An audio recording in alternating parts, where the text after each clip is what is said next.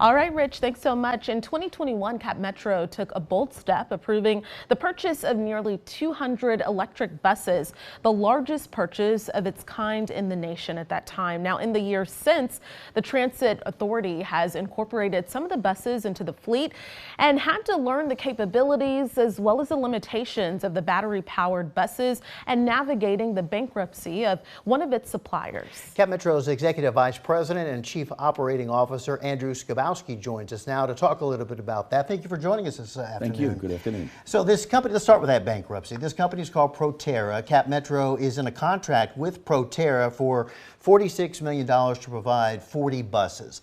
How many buses do we already have? How many do we need to get? And how is all of this impacted by this bankruptcy? Well, a company called Phoenix Motor Car recently purchased Proterra, and they've made assurances to CapMetro that they'll honor the terms of that contract that we have with Proterra Transit.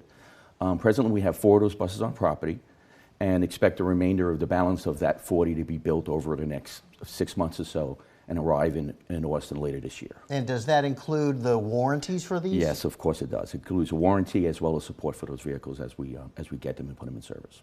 And Andrew, you said that overall electric buses are not as reliable as diesel buses. So what exactly do you feel are some of the issues that you all have run into with the electric buses? Well, first off, it's an emerging technology. It's growing. Everybody's getting to understand it, and it gets better every day. The manufacturers make changes and they're tweaking the vehicles.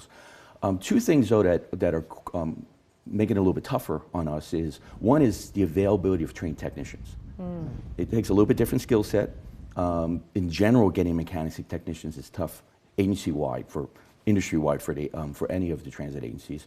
And it's also a little tough for the bus builders to get technicians.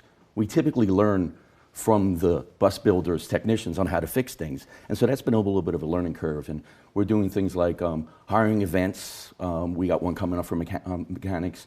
Go to capmetro.org, and there's plenty of jobs available. We're offering bonuses. So we're really working hard to set up apprentice programs and stuff like that to get the techs in and train them. The second issue is the bus business is a smaller industry, and we're not past the supply chain issues that we're kind of emerging past them now, but not really on the bus side. We only have a number of manufacturers, and getting bus parts has been really hard. We recently rented a warehouse space, so that way when we get the ability to buy parts, we can put them somewhere. So we're actually increasing the amount of parts we're purchasing. We've got a warehouse now to place them, but getting parts has been really tough. So if you combine emerging technology with some tech issues and parts on top, it's just been a little bit more of a struggle than what we've hoped for. So how has all of this impacted the routes, the bus routes, the routes that people rely on every day? Well, I mean, we have 12 in Houston and Austin now, another 4, so 16 total. It's really not impactful at this point. You know, we put effort as best we can into electric vehicles.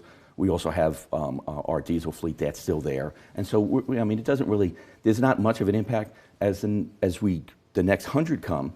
That's where the effort is. That's where we're trying to train people up. We're trying to get mechanics to come and be part of the CapMetro team and family, as well as getting the warehouse and getting parts in here to help out. And what's the timeline of that, the 100 buses?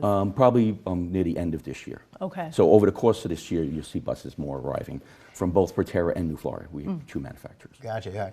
And I had read that just as far as being able to keep up with the traditional diesel buses, that they don't have the staying power as of yet, as far as it's measured in mileage until they need repair or something of that nature? Yeah, ranges, their range is more limited.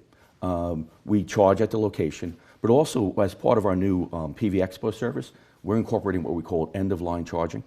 So that way, as a bus is out there, it at the end of the line gets charged and allows us to get a range similar to that of diesels. But you need the end-of-line charging to make that work.